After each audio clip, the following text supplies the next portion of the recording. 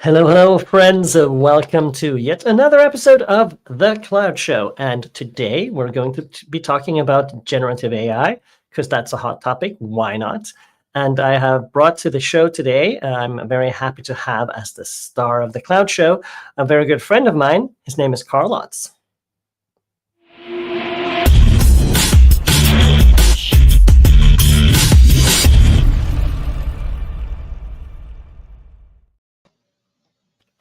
Well, hello there, Karl. Hey, Magnus, great to be here. Very, very welcome to the Cloud Show. So happy to have you. All right, so we're going to talk about generative AI because we'll find out the reason for that a little bit later. But we should introduce you first to the audience briefly. Tell us quickly who you are and like what do you do? Yeah, absolutely. So my name is Karl. I'm a security MVP after a few years being an Azure MVP, where I started from. Um, and working for a long time in the cloud, just like you, Magnus. Know each other for quite some time there on that scene. I'm also an RD. In my day job, I'm heading cloud security at EPAM Systems, which is a global engineering company, large 50,000 people company, managing different type of products and projects. And yeah, I'm running all of the bits and pieces that comes with running a security practice. So business people, products, delivery, all of the fun things of escalations, when projects don't go right, and also the fun things of when we are building something new for some of the biggest clients out there. That is quite a list, and well, since we know each other, I know for a fact that your awesome accent is not very evident. But if you really know, then you know that you have a Finnish accent because you are originally from Finland, and then you lived in Switzerland, and now you live in. Yeah, so I've been moving around a few times. My accent is indeed from Finland, but yeah, right now I'm based in the US. I'm based in the East Coast, New York City, Yep. close to our headquarters. Yep. So let's talk about generative AI, and specifically, you don't have a book to show on that yet, but you do have another book on security that you already wrote, and apparently you're a glutton for punishment because you are writing another book now on generative AI. Tell us about it. Yeah, that's right. So as my pandemic project, more or less, I wrote a book on Azure security, and it was all fun and games for sure. But I basically didn't. I did kind of scratch the surface in a lot of these areas. I didn't go as deep as I could. I was mostly focusing on kind of more architectural pieces there. And after a few years between the previous book and this one, Gen AI came in as a hot topic. I wrote a few pieces, did some pieces of content, spoke a few times, had a couple of projects from the beginning with some clients, and I found that there's a lot that we still don't collectively, of course, know, but there's still a lot that like I feel I could just share from the already these couple of years of experience, and also adding that kind of cloud background. How does someone who knows to secure cloud look at the new technology, specifically in this case as Gen AI?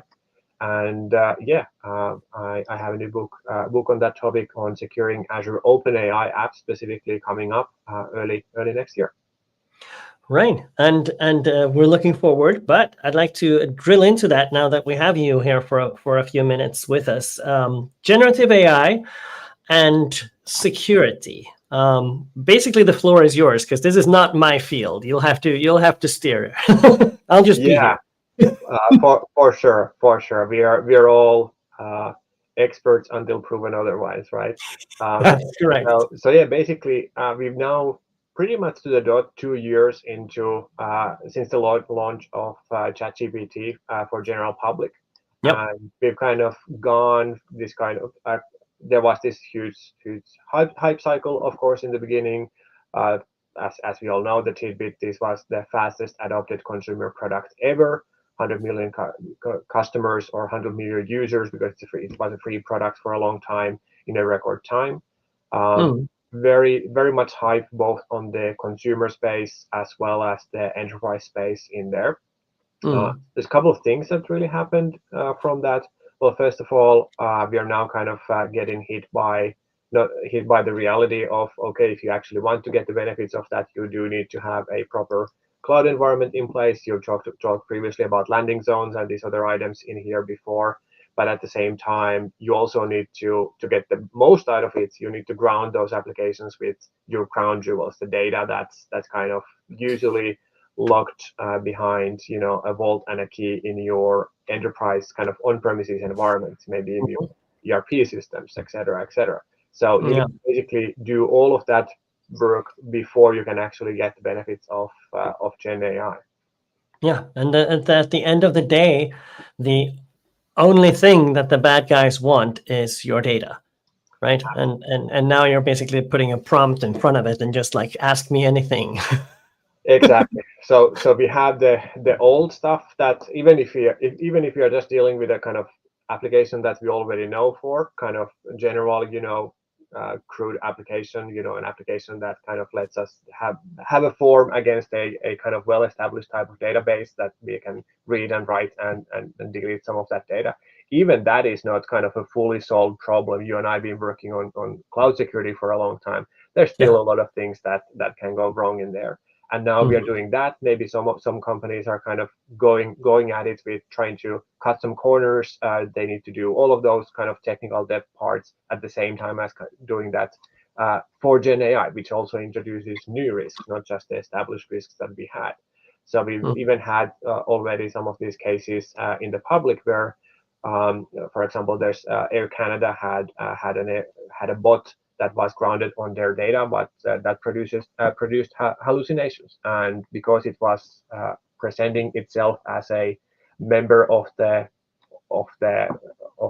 airline, they basically needed to honor anything that was made up by that bot. And there was a specific case that got a lot of publicity there, where where the bot made up basically a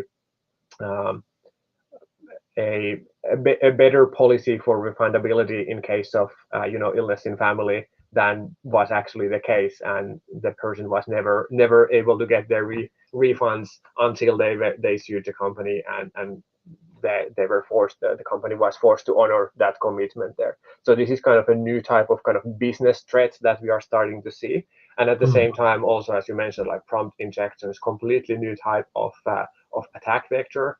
No longer just even application level, but kind of on the content level. What are you talking about? Not on the protocol or level, but actually on the content level. There, we're starting to see not just theoretically, but in practice already this sort of injections into the system, breaking outside of these guardrails that we are supposedly getting from these vendors, and that of course leads to even more fascinating new types of threats in Gen AI as well.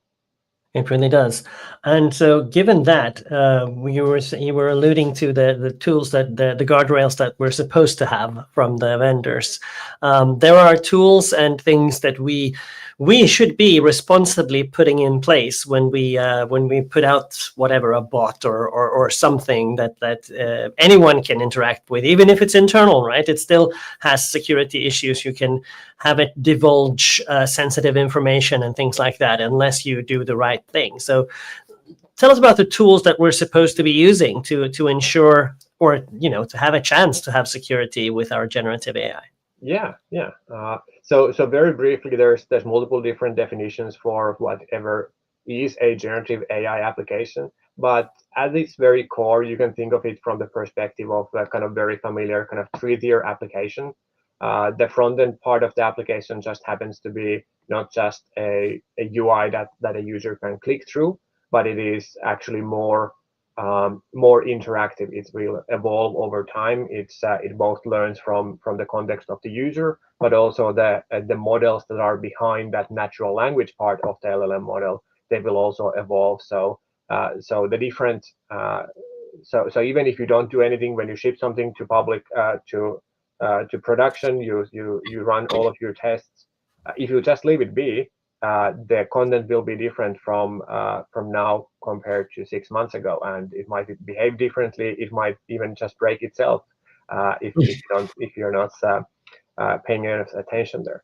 But in general, so it is a very different approach to security. It needs to be much more continuous. But in general, we have exactly the same set of tools that we had before. We need to focus on audit logging. We need to focus on controlling access, especially if our LLM is grounded with data and is even maybe approaching this in a more agentic way, meaning that the LLM talks to another LLM, which talks to another LLM, which maybe talks to an API. The access control is much more complex, and it can result in a much kind of broader implication than just accidentally publishing something that of data that you own, but maybe it's also a combination of yourself and some suppliers there. And then kind of the regular stuff of adding network security controls and control plane security. These are all the things that we know and we should we can put in place. Not all of those tools are kind of in general availability level of maturity. There's some hits and misses in there when it comes to those products. On the Microsoft side, on the Azure OpenAI side, we are getting into quite a good level. But for example, there's still some policies that are missing. There's still some catching up to do over there. But then we also have these new types of security controls. I mentioned the term guardrail in there. And that's basically when we used to have a web application firewall, which was kind of a de facto way of protecting your front end. Now, in addition to that web application firewall, between your model and your client from the interaction perspective, you can put this guardrail or firewall to protect both the input from the user to the model, as well as the output from the model to the user. So prompt injections will be that input protection, and kind of malicious behavior, swearing, abusive messaging, that will be output protection from that firewall or from that guardrail perspective there. Yeah. And what are the, I mean, it's maybe a trivial question, but what are the stakes here in terms of, getting this wrong? It's I guess maybe the same as always. It's a lot of business value and other things at stake. Yeah, absolutely. I think that the big part is that it's no longer just whatever you happen to have on the cloud, but most of these enterprise grade LLM deployments or LLM transformations are actually building up on top of basically all of the crown jewels of your data that I mentioned there before. So it's not just that you have a storage account somewhere that gets accidentally exposed. You have that and kind of unlimited way of talking to that storage account, and that storage account happens to have been cross correlated with everything that you have on premises as well. So it's kind of adding to that impact of that particular loss of private confidential data, for example. So the impact can be total. It can be all. All right. Well, so looking at the market, I know that you and within your company and the work that you do, you see a lot of cases. So what is like? There ought to be a problem security-wise and generative AI context when we're talking about your the maturity, right? There's a huge hype, and everybody should have product. Before we had product P, now we need to have product P plus AI, right? Just because, right? Because the hype says so. But I'm assuming a lot of companies are not ready for this, and the security implications of this have to be grave. Absolutely. I think we've already passed kind of the biggest kind of mistakes on that area. Certainly, we haven't passed the biggest volume on that. We are if cloud is maybe, let's say, that half of the companies are still yet to do their big migration to the cloud, just coming up with kind probably of true or more, right? So we are not even halfway through on Gen AI.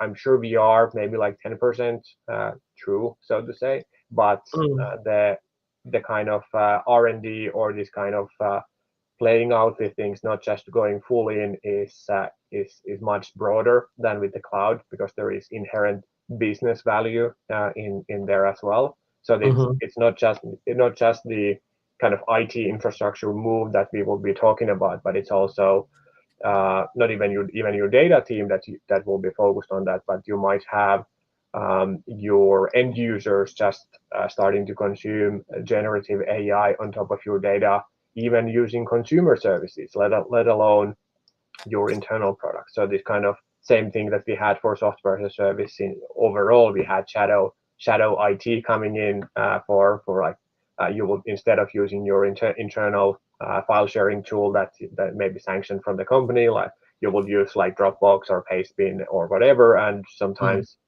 data would leak through that.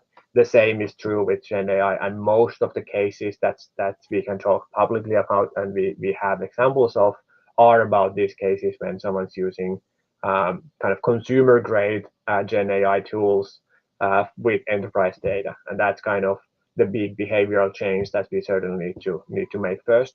But this kind of custom applications, so the real generative AI part that we still need to move towards, that requires building on top of an existing Gen AI platform.